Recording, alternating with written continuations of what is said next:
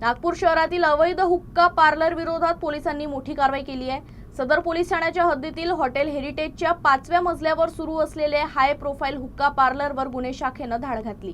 या कारवाईत 43 जण प्रतिबंधित हुक्क्याचे सेवन करताना आढळून आले असून हॉटेल चालक, व्यवस्थापक आणि ग्राहकांसह एकूण 49 जणांविरुद्ध गुन्हा दाखल करण्यात आला आहे।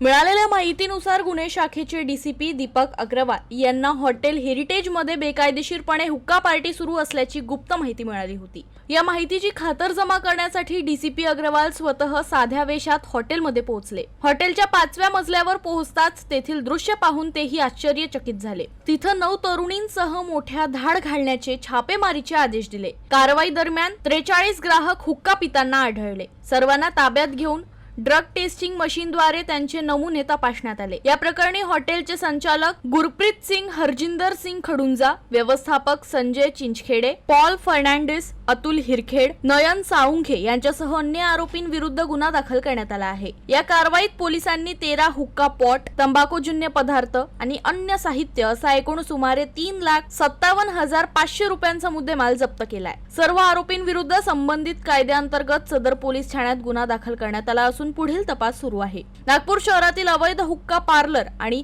अशा बेकायदेशीर प्रकरणांविरोधातील कारवाई यापुढेही सुरूच राहणार असून नियमांचे उल्लंघन करणाऱ्यांवर कठोर कारवाई केली जाईल असा इशारा पोलिसांनी दिला आहे। गुन्हा दाखिल किया गया जो कि BNS सेक्शन 272 आणि कोटपा का सेक्शन 467/2021 एक्सेट्रा के अंदर गुना दाखिल किया गया। उसके अंदर 49 आरोपी बनाए गए हैं, जिसके अंदर होटल के मालिक, होटल के मैनेजर, 3 वेटर्स और 44 लोग जो कि कंज्यूम कर रहे थे टोबैको, उनको आरोपी बनाए गए हैं। आगे की कार्रवाई चालू है और फॉरेंसिक्स रिपोर्ट के ऊपर से हम आगे कार्रवाई करेंगे।